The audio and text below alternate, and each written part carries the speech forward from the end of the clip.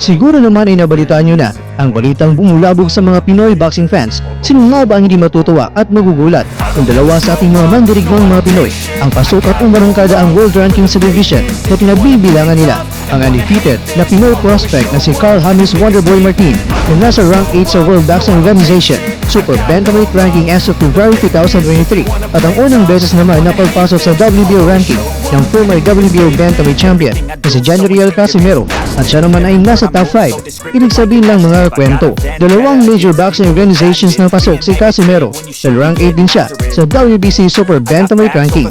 Dalawang boxing major organizations na lang hindi pasok si Casimero at yan ay sa International Boxing Federation o IBF at World Boxing Association o WBA. Kaya dahil dito, sa Facebook page ng Cuadro Alas My Boy, ito ang ating mababasa bilang reaksyon sa pagbalik ng WBO kay Casimero sa world ranking para sa Super Bantamweight Division. Sinabi dito na mga boss, ito muna tayo sa baba, baka bukas pagising natin number 1 na tayo, basta huwag kayong magtaka. Tapos sinabi pa niya, kumuha lang ako ng palaka dito sa bundok, nasa ranking na ako, bless you all. Samantala, sa official Twitter account ni Naoya Inoue, ito ay binunyag niya ang issue patungkol sa kumakalat na balita na siya ay nakatagdang lumaban sa kampiyon sa Super Bantamweight Division at walang iba kundi si Stephen Fulton para sa dalawang major belts na nakataya dito, ang WBC at WBO World Title belts. At ayon kay Naoya Inoue, na tila ba nakakapaso na ang init sa Super Bantamweight Division ngayon. Kaya naman, para kay Inoue, nag-aalab na ang lubos-lubos sa paganyak niya sa kanyang sarili sa mga nakaraan na mga pangyayari. Kaya ayon pa sa kanya, ang ginawa niya ito ay hindi pa naman ito opisyal na naaanunsyo, pero ang hiling ni Inoue ay sana ay abangan ng lahat ang gagawin nila na official announcement sa susunod na laban ni Inoue at talagang gagawin niya ito.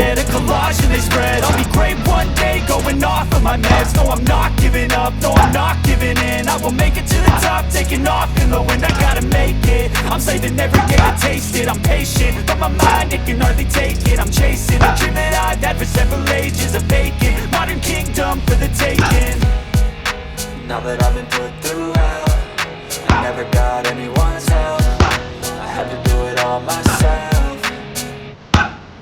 I don't ever slow up, no I don't take shit. I got no love for the fakeness. If you wanna play tough and wanna hate this, I'll always show up and make a statement. I don't ever slow up, no I don't take shit. I got no love for the fakeness. If you wanna play tough and wanna hate this, I'll always show up. Samantala, nagbigay naman ng komento itong si Naoya Inoue sa nangyaring exhibition fight ng kababayan niya na si Yoshiki Taki sa bansang Korea. At kung ating matatandaan itong si Taki makakakwento, siya po ang tumalo sa ating kababayan na si Pete Apolinar by a 5th round stoppage. At ayon dito ni Inoue, good work.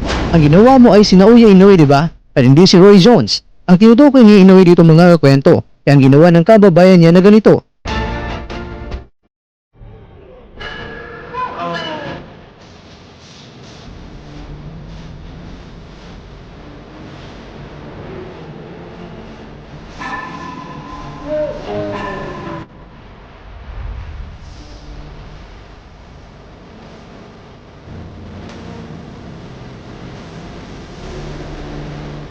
At sa ginawa niya sa laban nila ng former WBO Bantamweight champion na si Paul Butler. At tatawagin lang natin ito na estilong depensang walang depensa. Samantala, ang undefeated at WBA regular minimum weight champion na si Eric Rosa ng bansang Dominican Republic na tumalo sa ating kaubayan na si Vic Saludar at ang kanyang mga kasama na yaba ikinulong ng mga Thai immigration officials pagdating sa Bangkok, Thailand noong Lunes, February 20 sa kadahilanan na may problema sa visa status si Rosa. Ang kampiyon na si Rosa mga kwento ay nakatagda na lumaban kontra yan sa kampiyon ngayon na Thai boxer na si Thamanoan Niyom Trong o mas kilala na si Knockout CP Freshmart. Itong si Niyom Trong mga kwento ay may hawak ngayon ng WBA Super Minimum Weight World Title.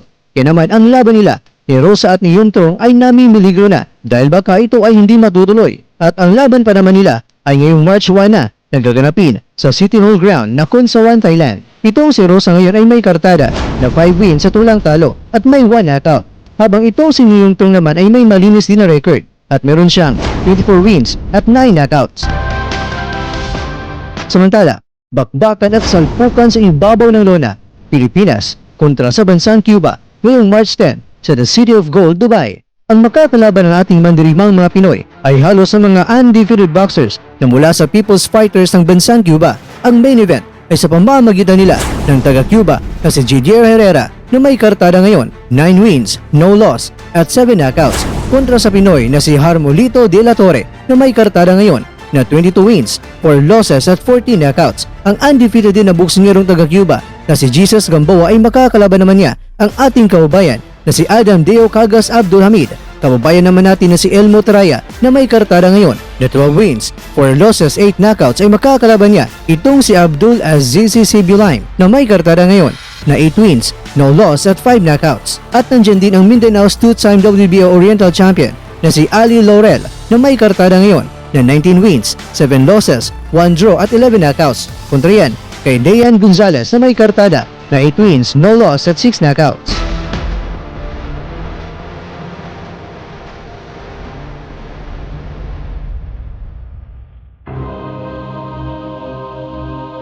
Mga kakwento, umarangkada na sa ranking ang angas ng Pinas sa dalawang boxing major organizations. Ang ranking ng isang boksingero ay napakahalaga dahil dito pinipili ang mga bigating magtutunggali at nangangailangan lang ng magandang handlers o mga promoters para maikasa ang labang minimiti.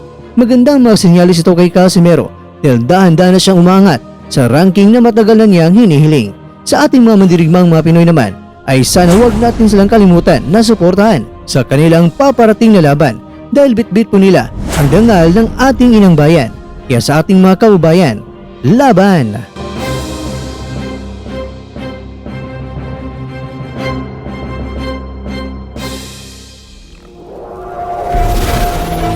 At dyan, nagtatapos ang ating kwento.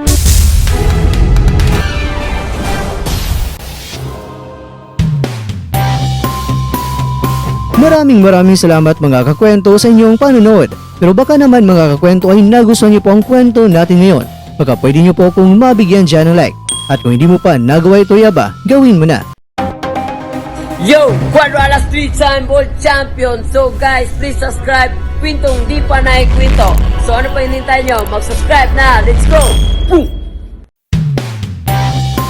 Pero bago tayo magtatapos mga kakwento, syempre, shoutout po muna tayo dyan sa ating mga kakwento. Kay kakwentong John Timothy Renalan, kay kakwentong Tisha, kay kakwentong Junel Vlogs, at ikaw kakwentong nanonood ngayon, shoutout sa iyo dyan. Bueno, hanggang dito na po muna ang ating kwentuhan at abangan nyo lang po ang ating susunod na video.